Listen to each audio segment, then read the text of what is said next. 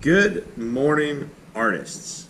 Today we're going to take another look at our next step in observational drawing. That's paying very close attention, looking very closely at what we're drawing as we draw it. With this adventure into observational drawing, we're going to be looking at the art of still life.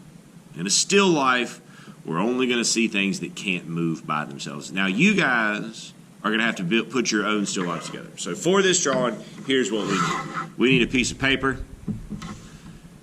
We need a number 2 pencil. We will need a Sharpie. And we will need fruits. You're each going to get to pick. We'll start with one each, and then we'll see how much is left after that. And then I may let you select another piece to add to your still life. So we clear this out of the way. So when we build our still life, we want to pay attention. We're going to first off. We also need a plate because all of our still lives, we're going to set all of our fruit on this plate. That way, it's not going to be rolling around the table, falling off the table. This stuff is expensive. It is hand painted. I don't want it messed up. We got to treat it carefully. So we want to pick some different shapes. So I'm going to get this pear. I like pears. I'm going to throw in some grapes right around like that. How about a lime? That's a different kind of shape. And then let's do a peach.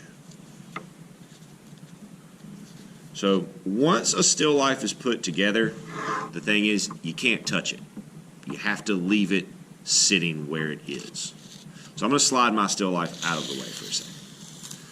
So with a still life, we draw what we can see, starting with our big shapes. We can't jump straight into detail. We have to start figuring out where these things go. So I'm going to start right here with my lime. And notice that lime's got a little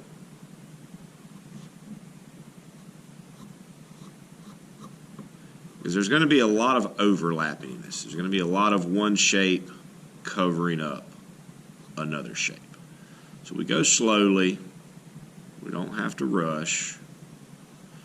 Now, fair warning, if you choose to include the grapes in your still life. Grapes have a lot going on. There's a lot happening there. And while it doesn't have to be exact, we want it to be as close as possible to what we're looking at. So, for the sake of time, I'm going to speed up the drawing part of this a little bit, and I will talk about it as we go. So as we draw a still life, one of the big things we have to keep in mind is placement. We have to check everything we draw against other things. So like with my pear and my peach there, I was checking to make sure that gap in between them matched what I was looking at in front of me.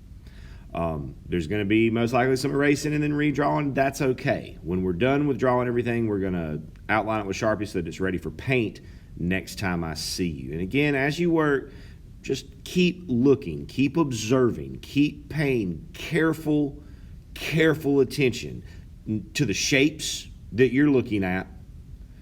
Pay attention to how big those shapes are, especially compared to each other. And pay careful attention to how those shapes overlap each other. Good luck to you.